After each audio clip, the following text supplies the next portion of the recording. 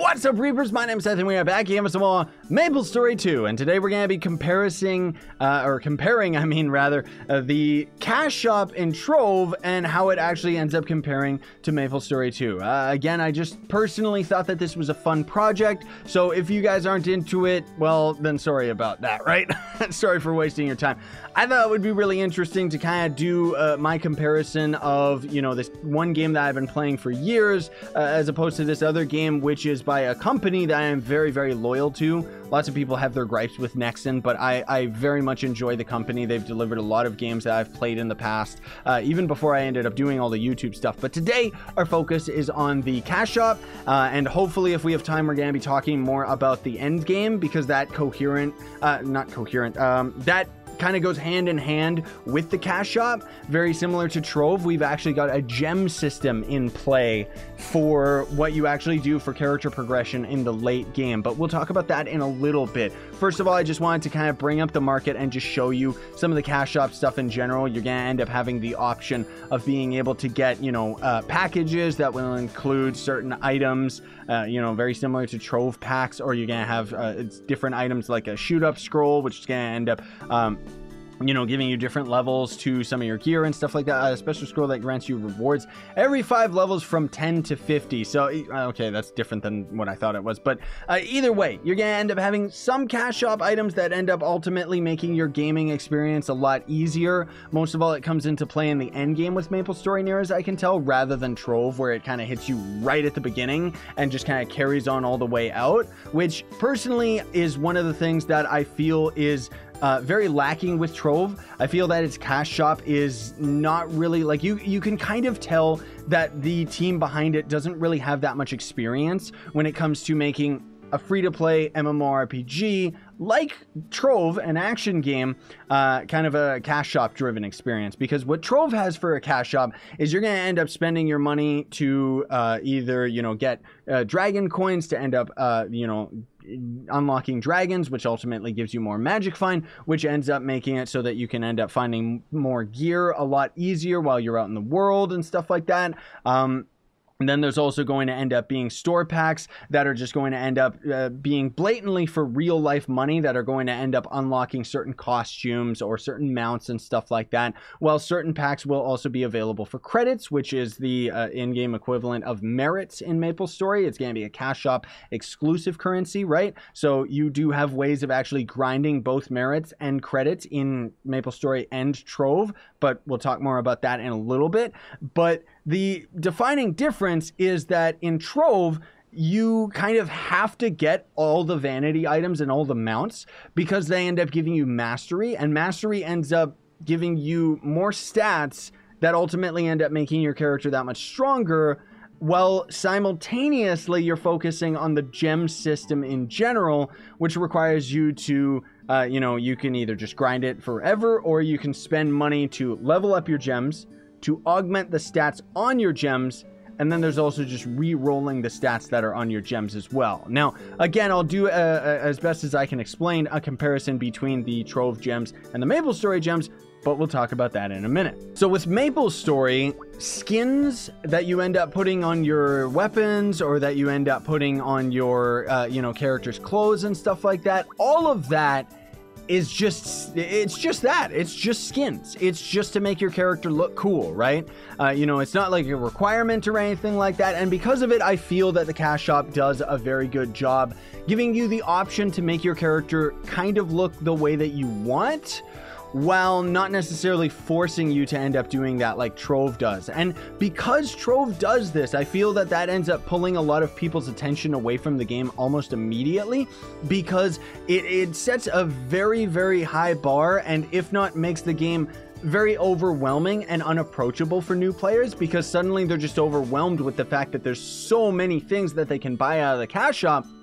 And then they start to realize that these items are, you know, either limited time, or they end up only showing up for, you know, a specific amount of time, I guess I should say, not necessarily a limited amount of time, and then end up getting implemented into the game later, or what have you. And ultimately it ends up just eating away at you, where it's like, oh, suddenly you just realize that if you want to actually get to the end game of Trove, you're gonna have to get all this stuff. You're gonna have to spend a lot of money, right? Whereas with Maplestory, again, it's just to make your character look cool. You can end up, you know, going and gaining your character different hairstyles, different face styles and stuff like that. They also have custom stuff that's made by other players. So as I end up clicking on this hoodie, you're gonna see for a very brief moment, there's going to end up being the default skin of the hoodie is gonna go over our character. See? And then it loads in the custom drawing that somebody ended up actually putting over this hoodie. So I'm not going to get into the customization of all the clothes and stuff like that until we end up getting this on the global server, because honestly, it's way too confusing for me to try and figure it out while we're playing on the Korean server, right? But either way, it's very, very cool that they have this option. It means that players can actually end up selling their creations for credits, or for merits, I guess I should say, where Trove doesn't really have any options for this.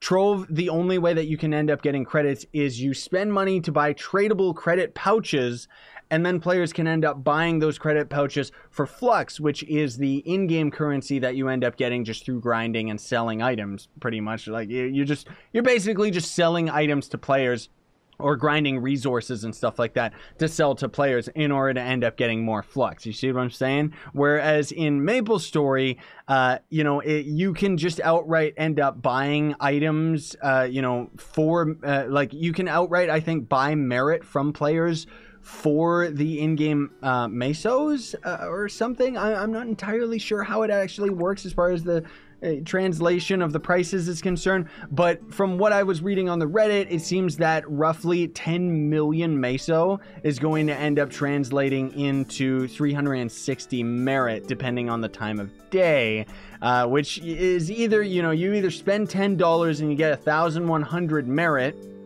or you grind roughly 20 hours at the end game in order to end up getting 360, because it's going to end up being 10 mil. And from what I was reading up, it seems like it's considered good farming for players to end up getting around 500,000 meso an hour. Anyways, let's move on to the gem system here, just because otherwise, you know, we could go at this all day.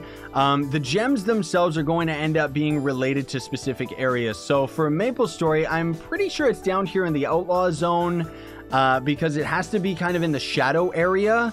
And I'm not 100% familiar with the Maplestory map or anything like that, but from what I've heard, it's actually in the bottom left and kind of in the shadow area, right? And the cool thing is that a lot of these areas are actually open PvP. I'm pretty sure that's what this means when it has these crossed swords right here, which is kind of neat, right?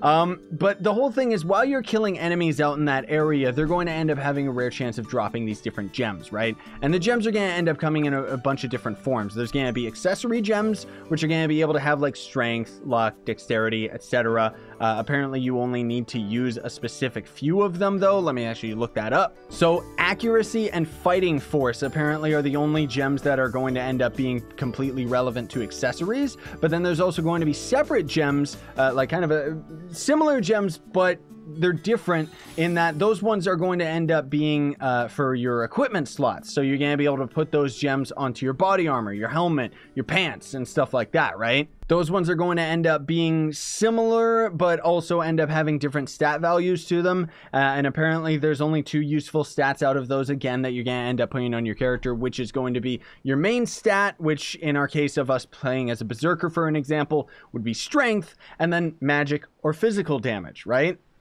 So depending on the class that you end up using, which again is where it ends up becoming very similar to Trove, because the way that Trove's gem system ends up working is you end up getting access to gems right away, right? As you end up gaining levels on your character, or your class, I guess I should say, you're going to end up unlocking gem slots. As you end up unlocking gem slots, you're going to end up, you know, being able to equip different gems. And as you go into different worlds, let's just say from Uber 1 to Uber 9, right?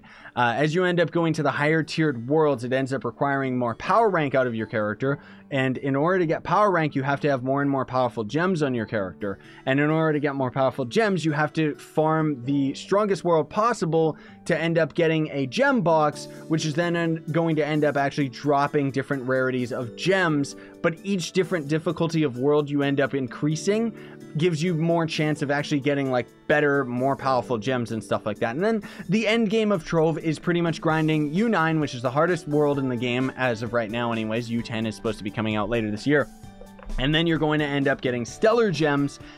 And, you know, that's where a little bit of the end game ends up coming into play, whether or not you end up getting a gem that has all 3 stat values to them, because the gems in Trove end up having 3 different stats to them, whereas the ones in Maplestory end up having 1 specific stat value each. So you kind of gotta pick and choose which ones you end up putting on each piece of your gear and stuff like that for a specific build. Whereas with Trove, it pretty much just boils down to DPS, where all you're gonna really do for a character that's gonna be focused on DPS is you make sure that every single one of your slots is filled up with a gem that has all 3 stats, is fully maxed out in level, and is going to end up actually having all of the ideal stats. But we're not gonna get too into that you can check out my other gem farming tutorial videos in Trove for stuff like that.